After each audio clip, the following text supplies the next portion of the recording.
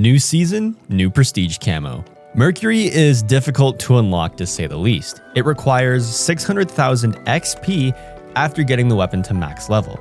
That includes unlocking the One Trick and Molten Obsidian camos first. Now the Mercury camo only requires 250,000 XP to unlock itself. When you take into consideration the XP amounts required by One Trick and Molten Obsidian, that's where you get the 600,000 number from.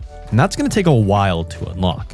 The Mercury camo requires so much XP, you're able to unlock the Mastery camos of Interstellar and Borealis and finish their respective Grandmaster challenges on any weapon and still have tons of wiggle room of whatever game mode you want to play to earn that experience. With double XP active throughout the entire grind, taking 8 to 10 hours of in-game playtime, here's a rough estimate of what exactly I did and how much XP it earned towards this camo.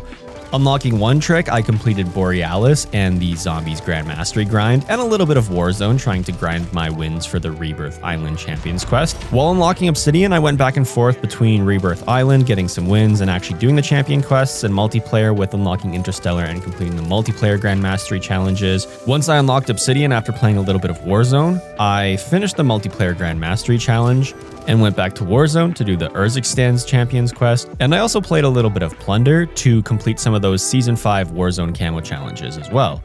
As expected, at least I would hope it is, there is no new best methods to unlock XP as fast as possible. Zombies is still number 1, and you can gain anywhere between 30 and 50,000 XP a match by completing as many contracts as possible. Plunder is a close second, which is great news for free-to-play players. You'll get 20 to 40,000 XP just by completing contracts. Winning matches in Warzone and unlocking Champions quests gets you around 20,000 XP a match, and if you're playing multiplayer and have a really good game in a small map 24/7 playlist and you're dropping 100 kills, that's going to be around 10,000 plus XP per match. I'd be surprised if anyone here unlocks Mercury on more than just a handful of weapons.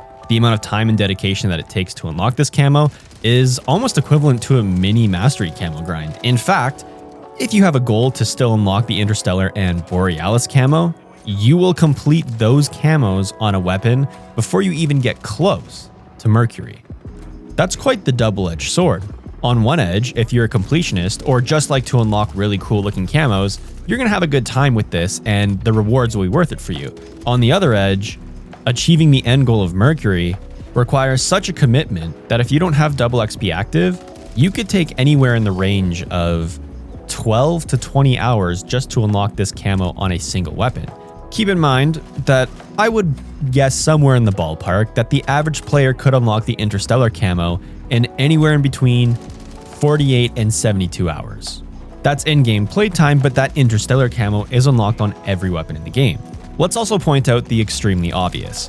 The prestige camo grind of not just unlocking Mercury, but One Trick and Molten Obsidian and whatever camo comes out in Season 6 seems to be designed where you're only going to unlock these camos on your most used weapons, unless you're psychotic and want to unlock them on as many weapons as possible.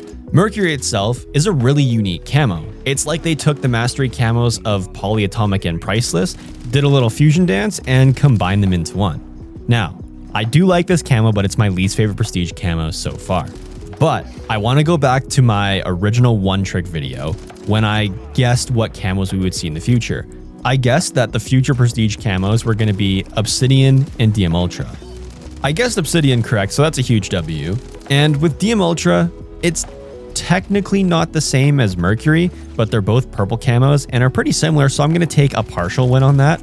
And if there was one more camo that I would love to see in Season 6 as the prestige camo, would be Damascus. It can either be static or animated because all the prestige camos are animated. I'm assuming Damascus would be animated, but could you imagine Season 6, day 1 of the update, you go to the prestige camo category and you see that you can unlock Damascus. Now it would probably require 300,000 XP on top of the 600,000 for Mercury.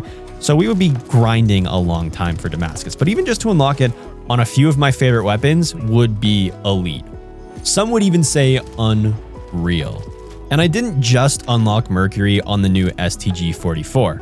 While I was trying to get some streaks going to get some Champions Quest contracts on Rebirth Island and Urzikstan, I was using the Saperi as my secondary, and I unlocked Mercury on it just by playing Warzone. Now keep in mind, I was playing a lot of Warzone. I already have 9 wins on Rebirth and 19 wins on Urzikstan this season, so that's a lot of Warzone played. But I also unlocked Mercury on 2 weapons while doing so. Now, the Saperi already had Obsidian unlocked from last season, so I only needed the fresh 250,000 XP. And that's what I mean about these prestige camos. You're going to unlock it on your most used weapons. I didn't even pay attention to how much XP I was collecting on the Saperi while I was playing Warzone, so much so when I had the pop-up on my screen where I unlocked Mercury, I was surprised with how fast I got it, but I wasn't keeping in mind at the time the STG was taking so long because I started from square one. There's going to be some epic gamers out there who have the One Trick and Molten Obsidian camos already unlocked on more than a handful of weapons because they're way more straightforward than something like Mercury.